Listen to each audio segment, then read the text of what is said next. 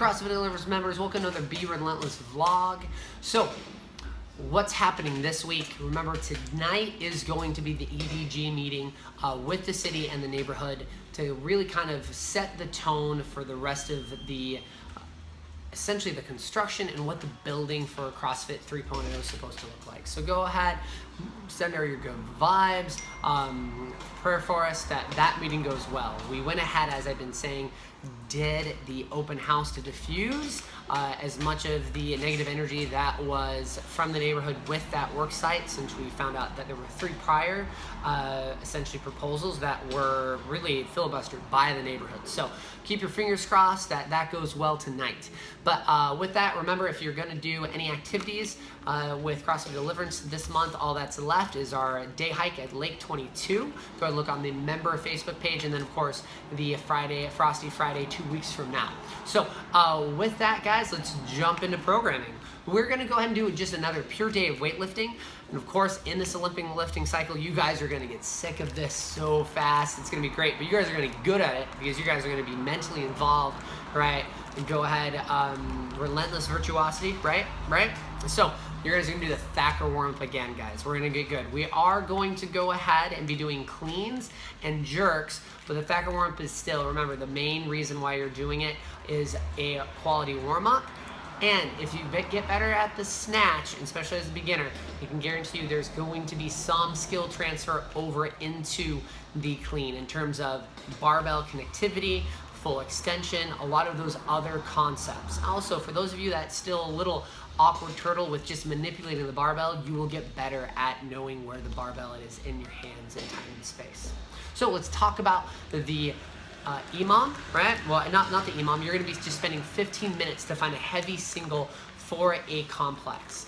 The biggest thing that you're going to be finding is that it's going to be a hang squat clean, right? And from the hang, you're going to find out that it's going to be easier to drive and get the bar into the hips, right? To go ahead and actually keep connectivity, keeping the bar close. That same feeling that you have with the hang squat clean, I want you to try to go ahead and copy and mimic that when you pull your squat clean from the ground. Simple as that, guys. Focus on feeling the same exact movement pattern. They shouldn't feel the same. They really shouldn't. With that, guys, that's essentially it. Take your time on that. Hit fun, just moving heavy load. It should be extremely fun. You have a full 50 minutes to go ahead and get as heavy as you can. Now, with that, let's jump into the competitive side. Guys, after you get completed, you complete this, you're going to be doing some tempo halting clean deadlifts.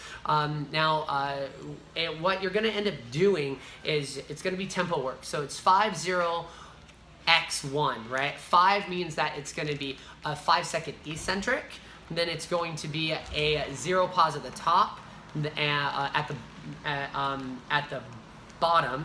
And then you're going to go ahead and have the fastest clean deadlift that you can up to the knee, right? As long as you stay in position, then you're going to have a 3-second hold there, and then finish up at the top, right? So these are going to be hard, right? There's going to be 1 set at 95%, right? 3 by 95 and 3 at 100. So go ahead, get ready to have some serious time under tension. Remember this, the percentages are heavy.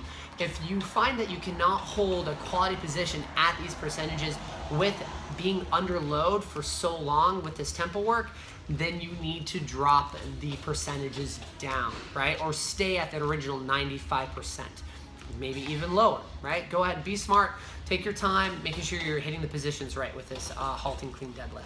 After that, you guys are going to be doing back squat, and it's just going to be a nice, essentially single heavy into a 5 at just lower percentage. So getting some volume work with some heavier singles in there, and you're really trying to go ahead and maintain the same amount of powerful, essentially explosiveness that you can have on the single as you start to get fatigued with those sets of 5. Now, after that, you guys are going to be doing a skill WOD.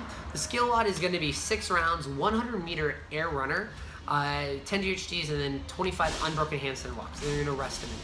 The whole idea for this is that you're going to sprint the air runner. You're going to transition as quickly as you can to the GHD, so you have the least amount of transition time. So you don't have any excuse to, by the time you get off the GHDs, feel 100% recovered from the air runner when you go ahead and do the handstand walk.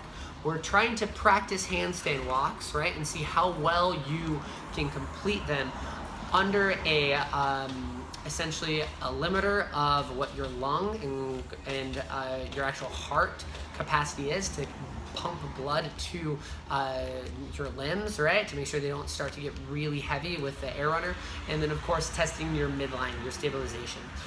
Now, if you have a hard time handstand walking already, then what your goal is to go ahead, have a gander at it, but if you can't complete the 25 foot handstand walk within 3 attempts, right, then you need to go ahead, just stop with the handstand walks, and you're going to do lateral wall walks.